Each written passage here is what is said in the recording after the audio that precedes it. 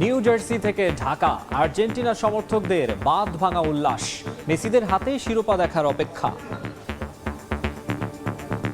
খেলা দেখাইছে আর্জেন্টিনা, না জিতলেও কোনো সমস্যা নাই, একদম অন্তর্শান্তি হয়ে গেছে। আমাদের প্রিয় টিম দেখেন এখন এই যে পরপর কিন্তু দুইটা বড় বড় টপ নিয়ে আসছে। আর্জেন্টিনা 26 বিশ্বকাপে জিতবে, এই আর্জেন্টিনা 30 বিশ্বকাপে জিতবে। বিশ্বের নানা প্রান্তের খেলাধুলার খবর নিয়ে আমাদের নিয়মিত আয়োজন খেলার সময়, আর এই আয়োজনে আপনাদের সঙ্গে আছি আমি মাকসুম আলম খান। শুরুতেই কোপা আমেরিকার খবর। আর্জেন্টিনার ফাইনাল নিশ্চিত হতেই নিউ জার্সি, বুয়েন্স আয়ার্সের মতো ঢাকার সমর্থকরাও মেতে ওঠেন উল্লাসে। কাক ডাকা ভোরে বড় পর্দায় খেলা দেখতে ঢাকা বিশ্ববিদ্যালয়ের টিএসসিতে উপস্থিত হন হাজারো সমর্থক। সেমিফাইনালে লিওনেল মেসির গোলে জয়ের আনন্দ করেছে দ্বিগুণ। এবারও কোপার শিরোপা মেসিদের হাতে দেখতে চান সমর্থকরা। আরও একটা ফাইনাল, সমর্থকদের বুনো উল্লাস। এই উন্মাদনা জানান দেয় আরও একটা কোপা আমেরিকার শিরোপা হাতছানি দিচ্ছে বিশ্ব চ্যাম্পিয়ন আর্জেন্টিনাকে। প্রিয় দলের সাফল্যে টিএসসির এই প্রাঙ্গণ যেন হয়ে ওঠে একখণ্ড বুয়েন্স আয়ার্স। ঘড়ির কাঁটায় তখন ভোর 6টা। প্রিয় দলের খেলা দেখতে উপস্থিত হাজারো সমর্থক। মহাতারকা লিওনেল মেসির বেশ কয়েকটি গোল মিসে বারবারই ম্লান হচ্ছিল সমর্থকদের হাসি। তবে অল্প কিছু সময়ের ব্যবধানে সমর্থকদের প্রত্যাশা পূরণ করেন লিও। উল্লাসে ফেটে পড়ে টিএসসি প্রাঙ্গণ। বড় পর্দায় প্রিয় দলের খেলা দেখতে কেউ করেছেন অফিস কামাই, কেউ আবার দিয়েছেন ক্লাস ফাঁকি। আর সেমিফাইনালে আর্জেন্টিনার এমন জয়ের পর অনেকেই এবারের কোপা আমেরিকার শিরোপাটাও মেসিদের হাতেই দেখে ফেলেছেন। আমি বর্তমানে বিশ্বাসী, অতীতে বিশ্বাসী না। এই হচ্ছে আমার কথা। অভিনন্দন প্রিয় টিম আর্জেন্টিনা। ফাইনালে ইনশাআল্লাহ আর্জেন্টিনা জিতবে, ইনশাআল্লাহ চ্যাম্পিয়ন হব। গত ম্যাচগুলোতে খেলা দেখাইছে আর্জেন্টিনা, না জিতলেও কোনো সমস্যা নাই, একদম অন্তর্শান্তি হয়ে গেছে।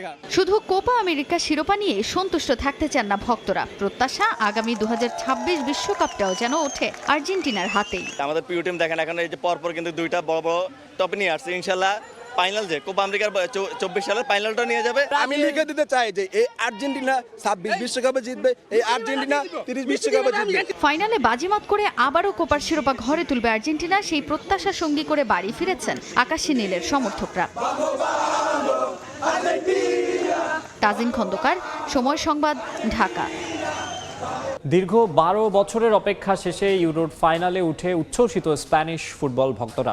লামিন ইয়ামালের পারফরমেন্সের স্তুতি ঝরেছে তাদের কণ্ঠে, প্রত্যাশা বেড়েছে শিরোপা পুনরুদ্ধারের। অন্যদিকে এমবাপ্পে, দেমবেলের পারফরমেন্সে হতাশ ফরাসিরা। তারা ক্ষুব্ধ কোচ দিদিয়ের দেশমের কৌশল নিয়েও। জার্মানির অ্যালেঞ্জ অ্যারেনায় রোমাঞ্চকর এই সেমিফাইনাল শেষে সমর্থকদের প্রতিক্রিয়া জেনেছেন বিটু বড়ুয়া।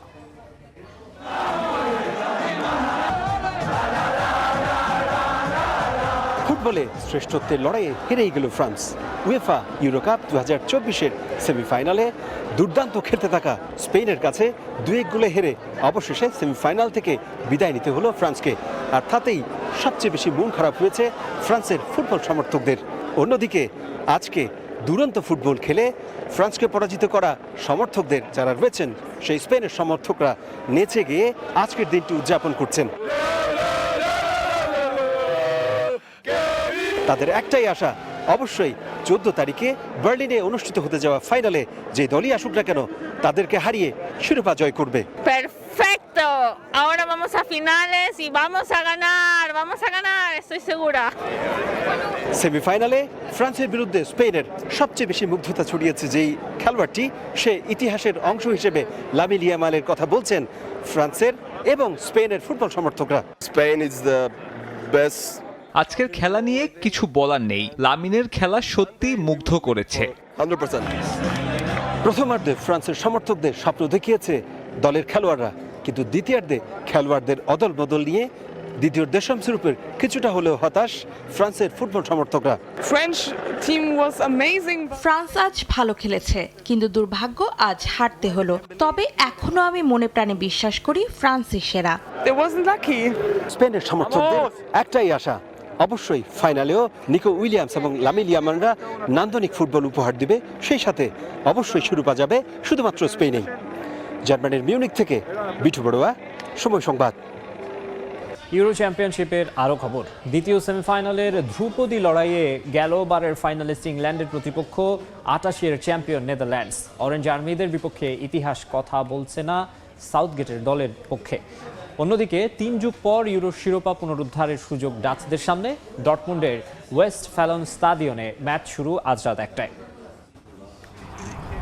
ইতিহাস ডাকছে সাউথগেটকে, ডাকছে ইংল্যান্ডকে। প্রতিটা মেজর টুর্নামেন্টের আগেই ভক্ত কিংবা ব্রিটিশ মিডিয়ার রব তোলে ইটস কামিং হোম। তবুও পার হয়েছে 58 বছর, থ্রি লায়নদের শিরোপা খরা কাটল কই? আক্ষেপ ঘোচানোর সে পথে আরও এক হাতছানি, ব্যাক টু ব্যাক ইউরোর ফাইনাল নিশ্চিতের মিশন। অনুশীলনে আলাদা স্পটলাইটে 3 জন, পিকফোর্ড, বেলিংহ্যাম আর অধিনায়ক হ্যারি কেইন। তবে সেখানে ভিন্ন দুশ্চিন্তা ইংলিশ বসের। দল হিসেবে ডাচরা বরাবরই দুর্ভেদ্য ইংল্যান্ডের জন্য। বৈশ্বিক কিংবা উপমহাদেশীয় কোনো টুর্নামেন্ট এলেই সে শঙ্কা বাড়ে আরও। এবারও ভীতি ছড়াচ্ছে ডাচ মিডফিল্ড। সাউথগেটের পরিকল্পনায় তাই আনতে হচ্ছে পরিবর্তন। গেল ইউরোর ফাইনালের স্কোরার লুক শ ফিরতে পারেন শুরুর একাদশে। ঘর সামলাবেন ওয়াকার, স্টোনস, গুয়েহি। মাঝমাঠের ডাটি ওয়ার্ক, প্রতিপক্ষের কাছ থেকে বল কেড়ে নেওয়া কিংবা ট্যাকটিক্যাল ফাউলের দায়িত্ব থাকছে মাইনো রাইস, সাকার ওপর। আক্রমণে ফিল ফোডেন আর জুড বেলিংহ্যাম জুটি, ফিনিশিংয়ে Harry Kane.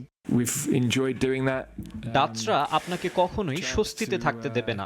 Ronald কোম্যানও high voltage ম্যাচের প্রেসার নিতে অভ্যস্ত। তবে আমার ছেলেরা প্রস্তুত। আশা করছি ম্যাচটা দারুণ উপভোগ্য হবে। অন্যদিকে ভালো মন্দের মিশেলে সময় পার করছে নেদারল্যান্ডস। নকআউটের 2 ম্যাচে প্রতিপক্ষের জালে 5 গোল দিলেও অরেঞ্জ আর্মিদের খেলার ধরন মুগ্ধ করতে পারেনি সমর্থকদের। বিগ ম্যাচে বিগ ম্যান কোডি গাপকোতেই থাকছে ভরসা। তবে সেখানে কিছুটা দুশ্চিন্তা, ভ্রমণ ক্লান্তি। ভ্রমণ ক্লান্তি নিয়ে আর মাথা ঘামাচ্ছে না। আমরা শুধু সেমিফাইনাল নিয়ে ভাবছি। গোটা জাতির জন্য স্পেশাল কিছু করতে চাই। তবে এখন পর্যন্ত যা করেছি তা নিয়েই আমি গর্বিত। তবে ওসব ছাপিয়ে ইংল্যান্ড নেদারল্যান্ডস ম্যাচের এক্স ফ্যাক্টর হতে পারেন দর্শকরা। এ ম্যাচ দেখতে ডর্টমুন্ডে পাড়ি জমিয়েছেন 30,000 ইংলিশ সমর্থক। ডাচদের যে সংখ্যাটা ছাড়িয়েছে 70,000। মাহবুব রিমন, সময় সংবাদ। খেলার সময় আরও থাকছে। আগে সবগুলো রিপোর্ট পেয়ে নিই, তারপর বোর্ড ডিসাইড করবে। বিশ্বকাপ ব্যর্থতার কারণ অনুসন্ধানে বিসিবির ঢিলেমি। ব্যাখ্যা দেননি অধিনায়ক শান্ত। চ্যাম্পিয়ন্স ট্রফিতে হাথুরুকে কোচ হিসেবে রাখা হবে কিনা পূর্ণাঙ্গ রিপোর্ট পেলে সিদ্ধান্ত। ইউরোর দ্বিতীয় সেমিতে ইংল্যান্ড নেদারল্যান্ডস দ্বৈরথ ছাপিয়ে আলোচনায় এই ম্যাচের জার্মান রেফারি ফেলিক্স ওয়ার। 2004 সালে বুন্দেসলিগা 2-এ 300 ইউরোর বিনিময়ে তিনি সিদ্ধান্ত দিয়েছিলেন ভুপারটালের পক্ষে, যার জন্য 6 মাস নিষিদ্ধ হন ফেলিক্স। এখানেই শেষ নয়, 2021 সালে ফেলিক্সকে নিয়ে মন্তব্য করে 40,000 ইউরো জরিমানা গুনেছিলেন বেলিংহ্যাম। এর বাইরেও একাধিকবার ফেলিক্সের সিদ্ধান্ত নিয়ে উত্তাপ ছড়িয়েছে মাঠ ও মাঠের বাইরে। ডর্টমুন্ডের সিগন্যাল ইদুনা পার্কে ইংল্যান্ড নেদারল্যান্ডস আক্ষেপ খোঁচানোর পথে আরও এক ধাপ এগিয়ে যাওয়ার লড়াই। ইটস কামিং হোম নাকি হেট উইলহ্যামস? সমর্থক সাবেক মেগা সেমি নিয়ে রোমাঞ্চিত সবাই। তবে আছে ভিন্ন এক শঙ্কাও, যা রীতিমতো বিস্ময়কর। প্রথমে এই মানুষটির পরিচয় দেয়া যাক। 1981 সালে বার্লিনে জন্ম নেওয়া মানুষটির নাম ফেলিক্স ওয়ার। তবে 2005 সালে ভিন্ন এক কারণে আলোচনায় আসেন ফেলিক্স। 2004 সালের বুন্দেসলিগা 2-এ অর্থের বিনিময়ে ওয়েডার ব্রেমেন অ্যামেচার আর এসবি ভুপারটাল ম্যাচে ভুপারটালের পক্ষে ঘুষ নিয়ে বাঁশি বাজিয়েছিলেন তিনি। সেই ঘুষের পরিমাণ কত জানেন? মোটে 300 ইউরো। সেই ম্যাচের আগে তাকে ঘুষ দিয়েছিলেন আরেক অফিসিয়াল, রবার্ট হয়জার। পরে তদন্তে এই ঘটনা প্রমাণিত হলে 6 মাসের জন্য নিষিদ্ধ হন ফেলিক্স। তবে এরপর আবারও ফিরে আসেন রেফারিংয়ে। মাঠে ফিরলেও সমালোচনা পেছন ছাড়েনি ফেলিক্সের। 2016 সালে বুন্দেসলিগায় বরুসিয়া ডর্টমুন্ড আর বেয়ার লেভারকুসেন ম্যাচে black and reds manager Roger স্মিথকে লাল কার্ড দেখানোকে কেন্দ্র করে সমালোচিত হন ফেলিক্স। এর 5 বছর বাদে 2021 সালে ফেলিক্সকে নিয়ে এক মন্তব্যের জেরে 40,000 ইউরো জরিমানা দিয়েছিলেন জুড বেলিংহ্যাম। এই ম্যাচে ইংল্যান্ডের তুরুপের তাস বেলিংহ্যাম কি সেই ইস্যুতে কিছুটা হলেও স্নায়ুচাপে ভুগবেন? ইউরোর সেমিফাইনালের মতো একটা ম্যাচে কেন ফেলিক্স ওয়ারের মতো বিতর্কিত একজনকে রেফারি করা হলো, এ নিয়ে অবশ্য কোনো মন্তব্য করেনি এফএ। তবে ইংল্যান্ডের ডিফেন্ডার লুক শো ওসব বিষয়ে না ভেবে পুরো মনোযোগ দিতে চান মাঠের খেলায়। 43 বছর বয়সী ফেলিক্স অবশ্য ইউরোতে ম্যাচ পরিচালনা করছেন নিয়মিতই। চলতি ইউরো শেষ 16 লড়াইয়ে রোমানিয়ার বিপক্ষে নেদারল্যান্ডস ম্যাচের রেফারিও ছিলেন তিনি। এছাড়াও নিয়মিত ম্যাচ পরিচালনা করছেন বুন্দেসলিগায়। মাহবুব রিমন, সময় সংবাদ। ক্রিকেটের খবর। গড়পড়তা ফলাফলের পরও বিশ্বকাপ পারফরমেন্স রিপোর্ট নিয়ে এখনও ঢিলেমি বিসিবির। কোচ রিপোর্ট জমা দিলেও অধিনায়ক শান্ত এখনও জমা দেননি, জানিয়েছেন বিসিবির সভাপতি নাজমুল হাসান পাপন।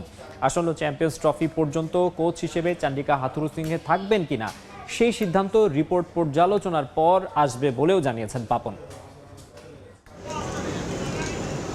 গেল টি-20 বিশ্বকাপে গড়পড়তা পারফরমেন্সের পরও বোর্ড সন্তুষ্ট থাকতে চায় গ্রুপ পর্বের ফলাফল নিয়ে। কেন সুপার 8-এ একটা ম্যাচও জিততে পারল না তা নিয়ে যেন কোনো গরজই নেই বোর্ডের। বিশ্বকাপ পারফরমেন্সের রিপোর্ট জমা দেওয়ার কথা থাকলেও এখনও নিশ্চুপ অধিনায়ক শান্ত। এরই মধ্যে কোচ ও ম্যানেজার তাদের রিপোর্ট জমা দিয়েছে বোর্ড সভাপতির কাছে। লম্বা রিপোর্ট পর্যালোচনা করে বোর্ডের সঙ্গে বসেই সিদ্ধান্ত নেওয়া হবে বলে জানান পাপন। ক্যাপ্টেনের কোনো রিপোর্ট আমি পাইনি, সো রিপোর্ট এখন পর্যন্ত আমি পাইনি। This is number one. আমি ম্যানেজারের রিপোর্ট পেয়েছি এবং খুব সম্ভব গতকালকে একটা বড় রিপোর্ট এসছে কোচের, ওটা এখন আমার দেখা হয়নি, এটা আমি আজকে দেখা শুরু করব। সো এই দুটা জানি। ক্যাপ্টেনের সাথে আমার কথা হয়েছে, আলাপ হয়েছে। এদিকে বিশ্বকাপে ঘটে যাওয়া বেশ কিছু ঘটনায় প্রশ্ন উঠেছে নানা বিষয়ে। তাসকিনের টিম বাস মিস করার বিষয়টি বাইরে আসায় অনেকেই সন্দেহ করছেন দলের মাঝে কোনো ধরনের কোন্দল আছে কিনা। তাছাড়া এমন পারফরমেন্সের পরও কতদিন প্রধান কোচ হিসেবে রাখা হবে হাথুরু সিংকে। ক্যাপ্টেনের কথা বলেন, ওর সাথে কথা হচ্ছে ওইটা ঠিক উল্টাটা বলেছে। সো অ্যাবসোলুটলি এরকম কোনো কথাই হয়নি এখন পর্যন্ত। আমি যে কটা রিপোর্ট পেয়েছি কোথাও এ ধরনের কোনো কিছু যাই না, তবে সবগুলা পড়া হয়নি। আগে সবগুলো রিপোর্ট পেয়ে নিই, তারপর বোর্ড ডিসাইড করবে। এদিকে এবছরের শেষ দিকে বাংলাদেশে বসতে যাচ্ছে নারী টি-20 বিশ্বকাপ। তাছাড়া বেশ কয়েকটি ইভেন্টের স্বাগতিক হবে বাংলাদেশ। কথা উঠেছে এশিয়া কাপ আবারও বাংলাদেশে আয়োজন হবে কিনা। সব বিষয় নিয়ে বোর্ডের সঙ্গে আলোচনা করেছে ক্রীড়া মন্ত্রণালয়। 31-এ আমাদের ওয়ার্ল্ড কাপ আছে, ওডিআই ওয়ার্ল্ড কাপ, সেটা আমাদের মধ্যে আছে। এর ছাড়া এখন আছে আমাদের উইমেন্স যেটা নাকি ওয়ার্ল্ড কাপ। এর বাইরে এছাড়াও আরও আমাদের তো এশিয়া কাপও আসার কথা, এখন যে কোনো সময় আসতে পারে। এগুলো আমাদের করতে গেলে আসলে আমরা প্রিপেয়ার্ড কিনা, এটা হলো সবচেয়ে বড় কথা। আগামী সপ্তাহের মাঝে বিশ্বকাপ পারফরমেন্স সহ বিভিন্ন বিষয়গুলো নিয়ে বোর্ড পরিচালকদের সঙ্গে বসবেন পাপন। তারেক হোসেন শিমুল, সময় সংবাদ, ঢাকা। বঙ্গবন্ধু জাতীয় স্টেডিয়ামে বসেছে পানি দেওয়ার অত্যাধুনিক স্প্রিংকলার, বসেছে নতুন জায়ান্ট স্ক্রিনও। তবে এখনও বাকি গ্যালারিতে চেয়ার বসানো সহ ফ্লাড লাইট পরিবর্তনের কাজ। এবছর ডিসেম্বরের মধ্যে কাজ শেষ করে স্টেডিয়াম হস্তান্তরের প্রত্যাশা জাতীয় ক্রীড়া পরিষদের। নতুন রূপে ফিরেছে বঙ্গবন্ধু জাতীয় স্টেডিয়াম। ফুটবল গ্রাউন্ডে বসানো হয়েছে আধুনিক স্প্রিংকলার থেকে ঝরা পানিতে যেন প্রাণ ফিরে পেল স্টেডিয়ামের ফুটবল মাঠ। এখন পর্যন্ত মাঠের ভেতরে বসানো হয়েছে 10টি স্প্রিংকলার, আরও 16টি বসবে মাঠের চারপাশে। এদিকে সম্পন্ন হয়েছে নতুন জায়ান্ট স্ক্রিন বসানোর কাজও। সংস্কার কাজের অগ্রগতি দেখতে সরেজমিনে স্টেডিয়ামে হাজির হন যুব ও ক্রীড়া মন্ত্রণালয় এবং এনএসসির কর্মকর্তারা। মাঠসহ আশেপাশের চলমান সংস্কার কাজ ঘুরে দেখেন তারা। কাজের অগ্রগতিতে সন্তুষ্টিও প্রকাশ করেন মন্ত্রণালয়ের কর্মকর্তারা। দ্রুত কাজ শেষ করে ডিসেম্বরের মধ্যেই মাঠ হস্তান্তরের প্রত্যাশা জাতীয় ক্রীড়া পরিষদের। আমাদের কাজ সবগুলো দ্রুত গতিতে চলছে এবং ইনশাল্লাহ ডিসেম্বরের মধ্যে আমরা সকল কাজ সমাপ্ত করে হস্তান্তর করব। আগের ফ্লাড লাইট পরিবর্তন করে বসানো হবে নতুন ফ্লাড লাইটও। জার্মানি থেকে অত্যাধুনিক ফ্লাড লাইট এনে আগের তুলনায় আলো বাড়ানো হবে জাতীয় স্টেডিয়ামের। জানিয়ে ইতিমধ্যে কাজ শুরু করেছে বলে দাবি এনএসসি কর্মকর্তার। আমাদের ফ্লাড লাইটগুলো এগুলো জার্মানির থেকে আসবে, ইতিমধ্যেই তাদেরকে ওয়ার্ক অর্ডার দেওয়া হয়ে গেছে এবং ঠিকাদারের কোম্পানি আমাদের সাথে কন্টিনিউয়াস যোগাযোগ রাখছে। বঙ্গবন্ধু জাতীয় স্টেডিয়ামের বিশেষ আকর্ষণ ভিআইপি গ্যালারি, যেখানে বসানো হবে বুলেট প্রুফ গ্লাস। এছাড়াও স্টেডিয়ামের চারপাশের রাস্তার কাজ নিয়ে জটিলতার কথা শোনায় এনএসসি। বুলেট প্রুফ গ্লাসটা এটা আর্মি থেকে এটা আমাদেরকে অ্যাসাইন করে দেওয়া হয় যে কোন গ্লাসটা আমরা লাগাবো। সেই গ্লাসটা সব জায়গায় পাওয়া যায় না, আমাদের তাদের নির্ধারিত ভেন্ডর আছে, তাদের কাছ থেকে আমরা সংগ্রহ করব। আর বাহিরে যে রোড করার জন্য, রোডের কাজ ফিনিশিং করার জন্য এগুলো টেন্ডার অনেক আগে হয়ে আছে, কিন্তু বৃষ্টির জন্য আমরা এখন করছি না। তবে ধীর গতিতে চলছে গ্যালারিতে শেড বসানোর কাজ। সৌন্দর্য বৃদ্ধিতে শেষ সময়ে চেয়ার বসানোর পরিকল্পনা কর্তৃপক্ষের। যদিও পূর্ববাসের গ্যালারি সংস্করণের দৃশ্য মনে জাগাবে শঙ্কা, তবুও ধরাবাঁধা সময়সীমার মধ্যেই কাজ শেষ করা নিয়ে আত্মবিশ্বাসী কর্তৃপক্ষ। এদিকে এখনও শেষ করা হয়নি প্রেস বক্সের কাজও। 2021 সালের সেপ্টেম্বরে বঙ্গবন্ধু জাতীয় স্টেডিয়ামের সংস্করণের কাজ হাতে নিয়েছিল জাতীয় ক্রীড়া পরিষদ। চলতি বছর ডিসেম্বরে সব কাজ সমাপ্ত করে স্টেডিয়াম হস্তান্তর করার কথা এনএসসির। তবে big giant screen, sprinkler call এবং গ্যালারির পশ্চিম পাশের সেট ছাড়া বাকি সব কাজও এখনও অসম্পূর্ণ। আদতে এবছরের মধ্যে স্টেডিয়াম হস্তান্তর করতে পারবে কিনা জাতীয় ক্রীড়া পরিষদ, সে নিয়ে রয়েছে শঙ্কা। বঙ্গবন্ধু স্টেডিয়াম থেকে রিফাতুল ইসলাম মিরন, সময় সংবাদ, ঢাকা। বিশ্বকাপ ব্যর্থতার দায়ে বরখাস্ত করা হলো পাকিস্তান ক্রিকেট বোর্ডের 2 নির্বাচক ওয়াহাব রিয়াজ ও আব্দুল রাজ্জাককে। এক বিবৃতিতে বিষয়টি নিশ্চিত করেছে পিসিবি। টি-20 বিশ্বকাপে দলের হতশ্রী পারফরম্যান্সের পর থেকে গুঞ্জন পরিবর্তন আসতে পারে পিসিবির নির্বাচক প্যানেলে। বাবর রিজওয়ানদের বাজে পারফরম্যান্সে যুক্তরাষ্ট্রের কাছেই হারতে হয় মেন ইন গ্রিনের। এবার গুঞ্জনটা সত্যি হলো। নির্বাচক প্যানেল থেকে সরিয়ে দেওয়া হলো আব্দুল রাজ্জাক ও ওয়াহাব রিয়াজকে। গেল ওয়ানডে বিশ্বকাপের পর প্রধান নির্বাচকের দায়িত্ব পান ওয়াহাব, যদিও এরপর তাকে সেই পদ থেকে সরিয়ে 7 সদস্যের নির্বাচক প্যানেলে রাখা হয়। তবে মাত্র 8 মাসের ব্যবধানে নির্বাচক প্যানেল থেকেও তাকে সরিয়ে দেওয়া হলো। আর পাকিস্তান নারী ও পুরুষ 2 দলের দায়িত্বে থাকলেও ব্যর্থতার দায়ে চাকরিচ্যুত হয়েছেন আব্দুল রাজ্জাক।